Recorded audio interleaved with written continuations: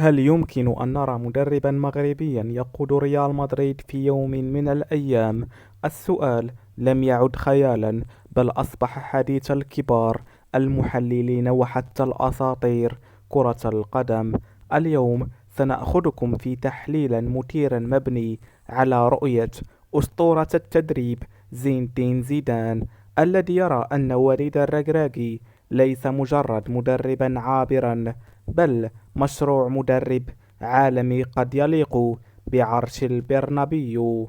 لكن ما الذي يجعل هذا الطرح منطقيا؟ وهل فعلا الركراكي جاهز لأكبر ناد في العالم؟ خلونا نغوص في التفاصيل.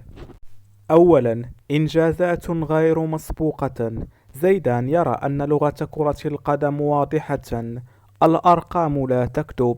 وليد الركراكي لم يحقق إنجازا عاديا، بل كتب التاريخ: الوصول إلى نصف النهائي كأس العالم مع منتخب عربي وإفريقي. هذا ليس إنجازا فقط، بل زلزالا كرويا. ثم إضافة لقبا قاري يؤكد أن النجاح لم يكن صدفة، بل نتيجة عمل وتخطيط. ثانيا، الازدواجية النادرة. ما يميز الركراكي حسب زيدان هو الجمع بين الإنجاز العالمي والتتويج القاري.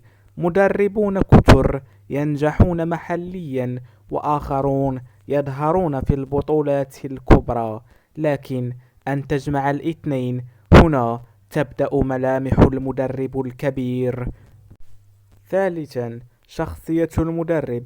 ريال مدريد ليس مجرد فريقا، بل مؤسسة تحتاج الشخصية القوية، وزيدان يعرف ذلك جيدا.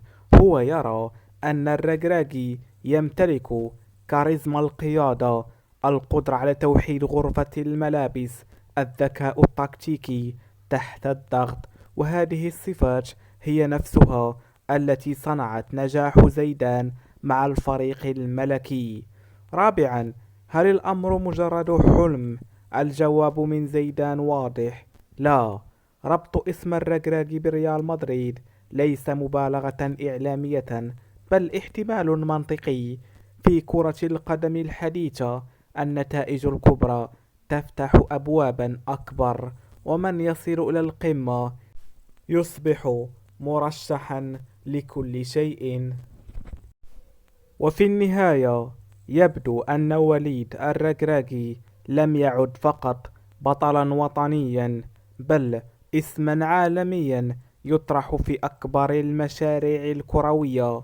فهل نشاهد يوما مدربا مغربيا يقف على خط التماس في ملعب سانتياغو برنابيو، أم أن الطريق ما زال طويلا قبل هذه الخطوة؟ شاركونا آراءكم في التعليقات.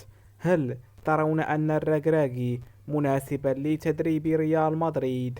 لا تنسوا الإعجاب بالفيديو والاشتراك في القناة ليصلكم كل جديد.